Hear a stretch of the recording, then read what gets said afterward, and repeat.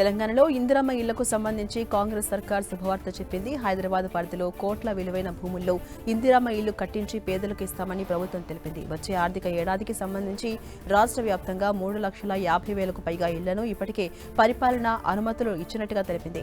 హైదరాబాద్లోని క్యూఆర్ పరిధిలో కోట్ల రూపాయల విలువ చేసే ప్రభుత్వ స్థలాల్లో 1,00,000 ఇందిరమ్మ ఇళ్ల నిర్మించి ఇస్తామని మంత్రి పొంగులేటి ప్రకటించారు. ఇక ఆ ఇళ్లు నిర్మించిన స్థలాల్లో వారి వాటాకు ఓడర్ను చేస్తూ పేదింటి ఆడబిడ్డలకు ఇవ్వబోతున్నట్టుగా తెలిపారు. నగర పరిధిలో నివసించే పేదల జీవనోపాధికి ఏమాత్రం ఇబ్బంది లేకుండా ఒక్కో నియోజకవర్గాన్ని ఒక యూనిట్లా తీసుకుని క్యూర్ పరిధిలో పేదలు నివాసం ఉంటున్న ప్రాంతాలకు దగ్గరలోనే అల్పాదాయ మధ్యతరగతి వర్గాలకు 1,00,000 ఇళ్లు నిర్మించబోతున్నట్టుగా తెలిపారు. ఇక క్యూర్ పరిధిలో ఇందిరమ్మ ఇళ్ల నిర్మాణంపై సచివాలయంలోని తన ఆఫీసులో మంత్రి పొంగులేటి సంబంధించిన అధికారులతో సమీక్ష సమావేశం నిర్వహించారు. 2026-27 ఆర్థిక సంవత్సరానికి సంబంధించి క్యూర్ పరిధిలో 1,00,000 ఇళ్లకు రాష్ట్రంలోని ఇతర ప్రాంతాల్లో మరో 2,50,000 కలిపి మొత్తం 3,50,000 ఇళ్ల నిర్మాణానికి ఇప్పటికే పరిపాలన అనుమతులు ఇచ్చినట్టుగా గుర్తు చేశారు.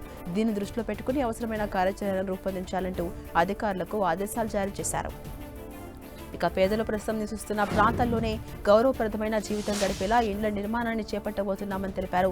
సౌకర్యవంతంగా ఉండేలా ఇండ్ల డిజైన్స్ ను రూపొందించాలని, ఇంటి నిర్మాణం కనీసం 400 చదరపు అడుగుల విస్తీర్ణం ఉండేలా ప్లాన్ చేయాలని అధికారులను ఆదేశించారు.